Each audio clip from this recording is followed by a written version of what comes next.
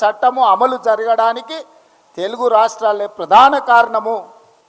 ఆనాడు సోనియా గాంధీ గారు, మన్మోహన్ సింగ్ గారు ఇక్కడి నుంచి పథకాన్ని ప్రారంభించారు.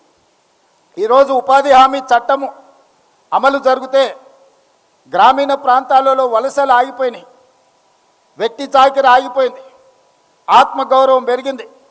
పని దినాలకు, పని గంటలకు డిమాండ్ చేసి తీసుకునే పరిస్థితిలో కార్మికులు వచ్చిండ్రు, కూలీలు వచ్చిండ్రు.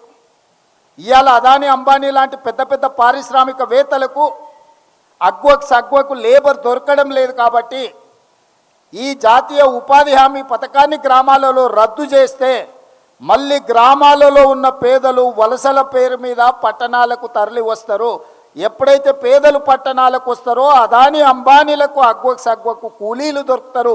తిరిగి మళ్ళీ ఈస్ట్ ఇండియా కంపెనీలకు మనల్ని కట్టు బానిసలుగా చేయడానికి, వెట్టి చాకిరిని అందించడానికి ఈరోజు నరేంద్ర మోడీ గారు జాతీయ ఉపాధి హామీ చట్టాన్ని రూపుమాపే ప్రయత్నం చేస్తుండు. ఇది కార్పొరేట్ కంపెనీలు పన్నిన కుట్ర. ఆ పన్నిన కుట్రను అమలు చేస్తున్నది బీజేపీ, నరేంద్ర మోడీ.